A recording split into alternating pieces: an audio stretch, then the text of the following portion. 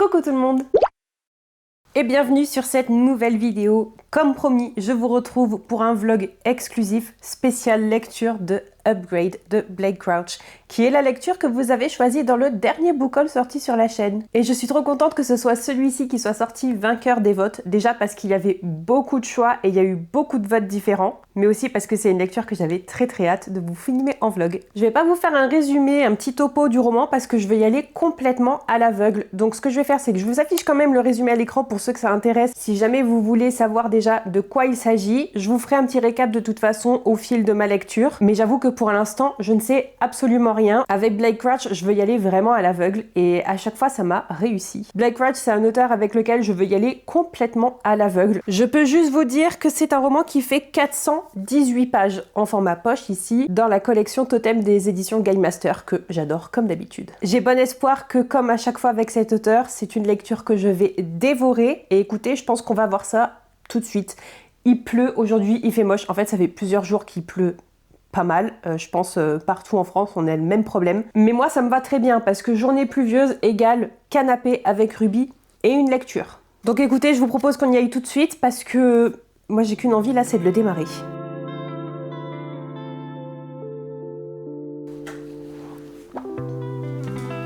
Attends.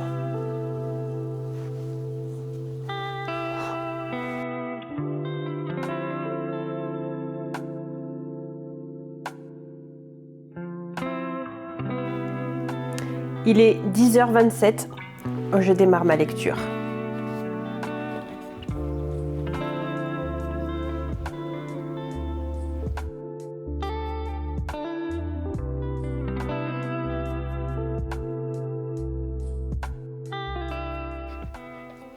Je suis encore en plein milieu du premier chapitre et je viens de me noter une citation et la phrase d'après, elle est tout aussi marquante. Donc en fait, je vais vous les lire. Il n'y a pas de spoiler, mais ça fait quand même pas mal référence à notre société actuelle alors qu'on est censé être dans un futur plus ou moins proche.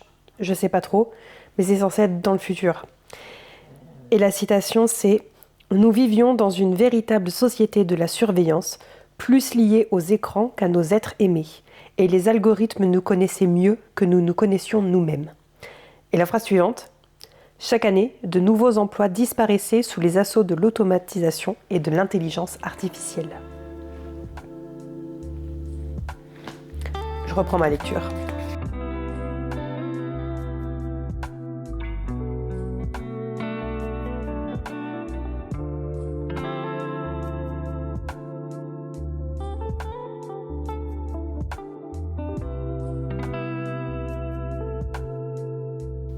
Je suis toujours en plein milieu du premier chapitre. Ce que je peux vous dire, c'est qu'on suit notre personnage principal qui s'appelle Logan Ramsey.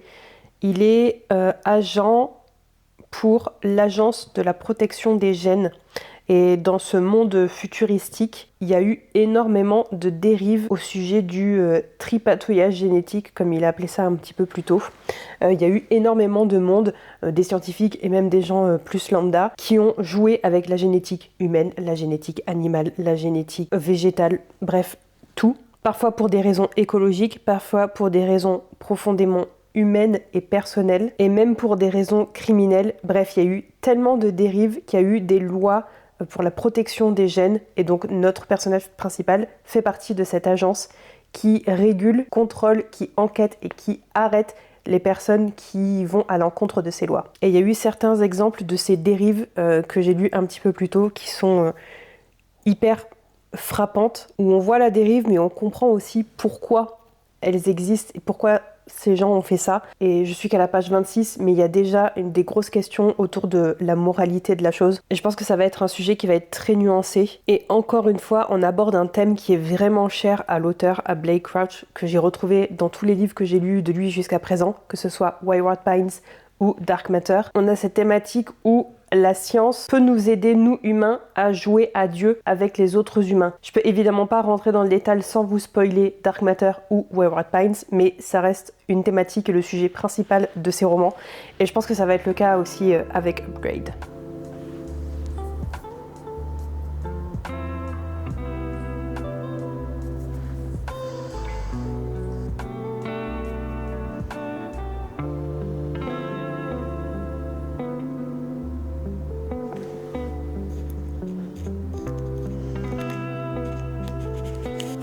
Je viens de finir le chapitre 3, arrivé à la page 92.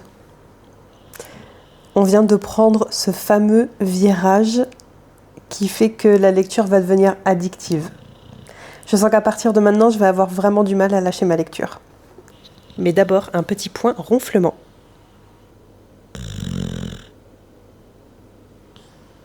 C'est léger, ça risque de devenir plus fort plus tard.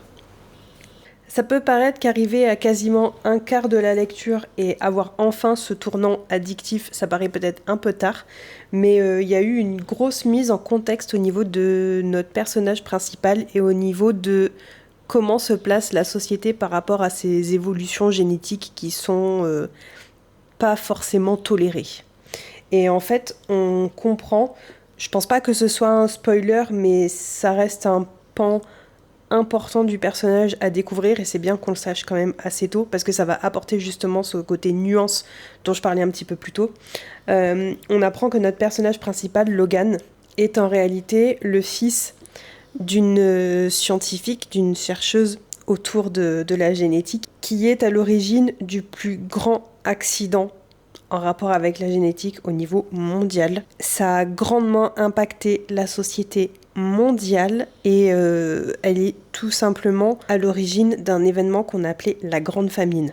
J'en détaillerai pas plus pour ceux qui veulent lire le roman, mais c'est vachement bien amené et c'est forcément hyper important pour l'intrigue et pour notre personnage principal. Et on a donc encore une fois cette thématique d'un personnage qui joue à être Dieu, à manipuler la science, à manipuler ici la génétique pour essayer d'améliorer un pan de la société qu'il ou elle considère améliorable. Et rien qu'avec ces événements dont on a parlé sur ce premier quart de roman, on voit bien à quel point on peut avoir un impact qui touche des millions, voire des milliards d'individus, qui touche la planète entière dans l'humanité, mais aussi dans sa formation biologique, voire géologique. Et encore une fois, Blake Crouch, ici avec Upgrade, mais c'était le cas avec ses romans précédents que j'avais lus, il nous montre à quel point les réflexions d'une personne peut changer le cours de plusieurs vies, voire peut changer le cours de l'humanité. Et là aussi, clairement, je vous l'ai pas dit dans l'intro parce que j'en étais pas sûre, mais Upgrade, on est clairement dans un thriller science-fiction. Je pense que ça va devenir de plus en plus haletant au fil de la lecture. Là, je viens de m'arrêter sur la fin du chapitre 3 où il se passe un gros truc qui clairement va déclencher tout le reste de l'intrigue. Et c'est toujours amené de façon un peu vulgarisée dans le sens où on comprend. On n'a pas besoin d'être scientifique pour comprendre. Moi, tout ce qui est sciences, physique, maths, biologie, j'y comprends que dalle, mais toujours avec Blake Crouch, il nous explique les choses de façon hyper simple, avec un vocabulaire qui, même s'il peut paraître un peu pointilleux, c'est super facile à comprendre et surtout, c'est hyper réaliste et ça pourrait tout à fait se passer dans un avenir plus ou moins proche. Même si la notion est complètement tirée par les cheveux. Et là, je viens de relire le résumé sur la 4e de couverture, donc je suis contente parce que tout ce qui se passe à peu près dans le résumé, c'est ce que je viens de lire. Donc je peux quand même vous confirmer que là où j'en suis arrivée, Logan vient de comprendre que quand il a été blessé dans son opération au niveau de son travail, il vient de comprendre qu'il a été upgradé. Ça fait environ 1 mois qu'il est sorti de l'hôpital.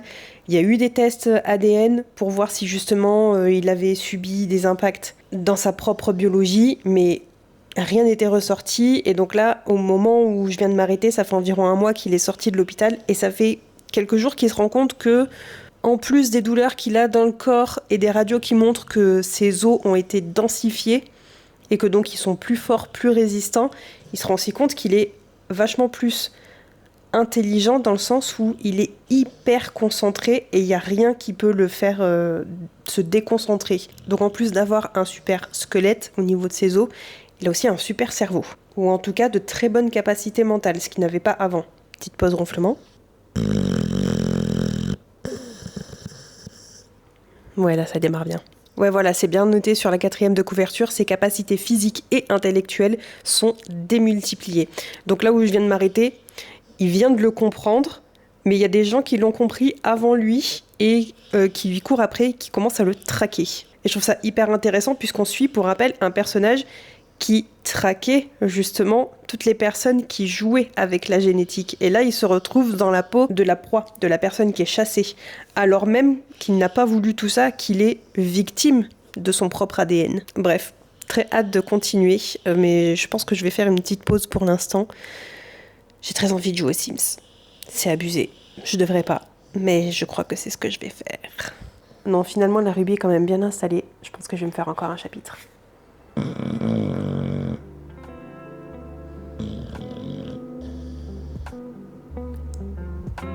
Oh! Mais non!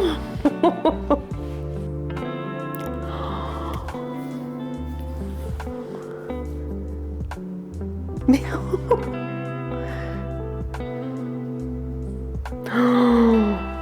oh là là. Page 110, je peux pas vous le montrer parce que ce sera un spoiler, mais il y a une citation qui redit quasiment mot pour mot ce que je vous ai dit un peu plus tôt sur la thématique du complexe de Dieu.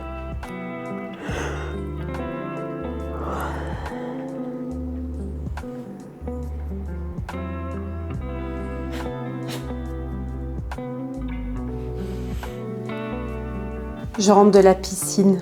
J'ai même pas fait cours parce que c'est tombé que c'était encore le prof dont je vous ai parlé dans le vlog précédent, où le cours ne me correspond pas du tout. Donc comment vous dire que j'ai même pas passé le pédiluve et j'ai fait demi-tour. Bref, je rentre de la piscine où j'ai pas fait sport, alors que, pardon, j'avais fait un effort vestimentaire. J'ai quand même pas fait la meuf qui vient en jogging avec sa tache de javel. J'ai fait un effort, je me suis habillée pour rien. J'ai aussi fait un aller-retour de 45 minutes pour rien. Donc déjà, j'étais un peu déçue de ma fin de journée, parce que si j'avais su, clairement, je serais restée sur le canapé avec Ruby à lire Upgrade. Et en rentrant, quelle n'a pas été ma surprise de tomber sur un gros sanglier devant mon portail. Portail qui est resté ouvert, parce que quand je pars avec la voiture, je laisse tout ouvert. Ruby est enfermée dans la maison, c'est fermé à clé, elle est tranquille. Moi, je suis tranquille aussi, je suis sereine. Et quand je rentre, c'est beaucoup plus facile pour rentrer. Je me gare et ensuite, je referme le portail. Et là, il y avait un sanglier devant le portail. Et j'ai pas compris tout de suite que c'était un sanglier parce que je l'ai vu de dos, qui dandinait son gros cul, avec sa queue qui bougeait dans tous les sens. Et j'ai cru que c'était Ruby. Parce qu'ils ont la même couleur, ils ont la même forme de cucu. Et la queue, ça faisait pareil. Et dans le noir, forcément, moi, je pense à Ruby. Et puis, d'un coup, j'ai l'illumination et je me dis non, Ruby, elle est enfermée dans la maison. Et puis, il est quand même bien plus haut et bien plus fat qu'elle. Et tu vois qu'il y a quelque chose qui cloche. Et en fait, ouais, c'était juste un bon gros sanglier où j'ai eu de la chance que quand il m'a entendu arriver, il était pas loin, il était à 5 mètres, mais quand il m'a entendu arriver, il a quand même pris le chemin qui était pas celui de mon portail, l'autre.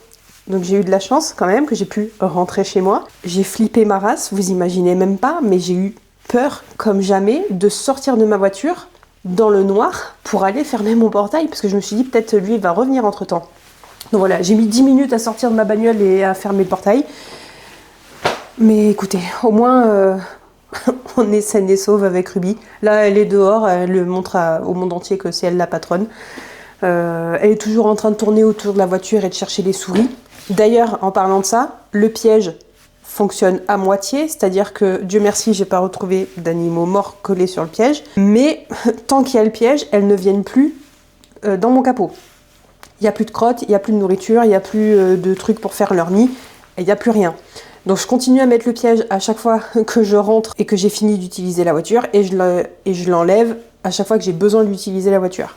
Tout un micmac, mais bon, tant que ça fonctionne et qu'en plus je retrouve pas d'animaux morts, c'est très bien, ça me va très bien. Bref, il est 19h50, je me suis pas lavée, j'ai pas mangé, j'ai pas fait de sport. Ah si, j'ai recommencé à jouer aux Sims. C'est pas bon ça les amis, c'est pas bon. Tu veux venir sur le canapé, c'est ça? C'est ça que tu veux? Ok, on y va.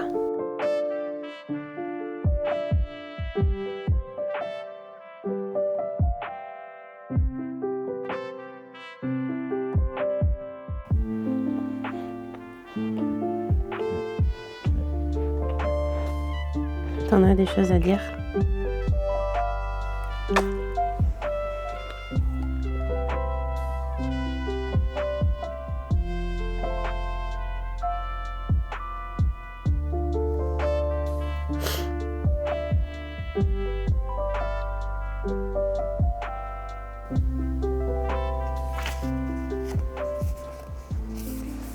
Chapitre 7. Deuxième partie, page 213. Et je vais m'arrêter là pour ce soir. Mais ça veut dire que je suis arrivée à la moitié et il s'est passé plein de choses. Plusieurs révélations dont je ne peux pas vous parler sans spoiler évidemment.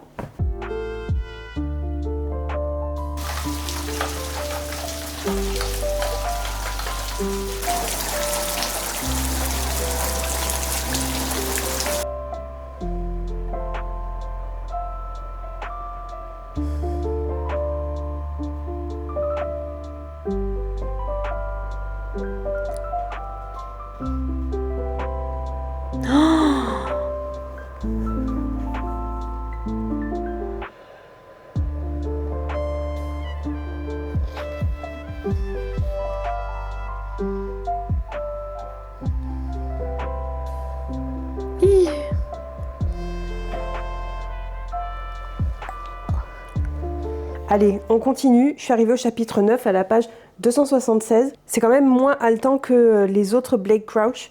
C'est l'intrigue qui veut ça. On est plus posé, on est plus dans la réflexion. Mais je dois dire que la famille est au cœur de l'intrigue et au cœur de la thématique aussi. Comme d'habitude, je peux pas en dire plus sans spoiler. Mais je trouve ça hyper intéressant. Et jusqu'à présent, chaque Blake Crouch m'a marqué par les thèmes abordés et la façon qu'il a de travailler son sujet. Et je pense que celui-ci, ce sera la même chose. Allez, on continue.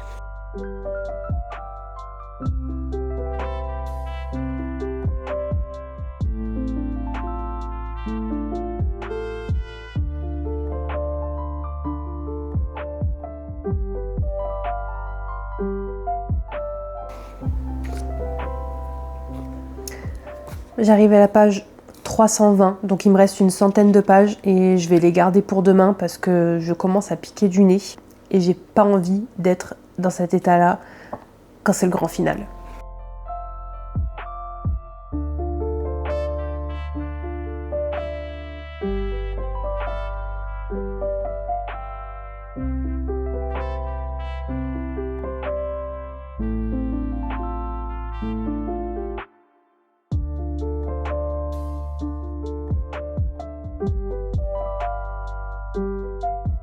Ça faisait des heures qu'elle réclamait le canapé, alors qu'on était en famille. Mais là, cet après-midi, on est tranquille. Il y a encore de la pluie de prévue. Donc, écoutez, il est temps de terminer Upgrade. Il reste une centaine de pages. Moi, je dis, ça se tente. Ruby, tu me plantes ta griffe dans la hanche.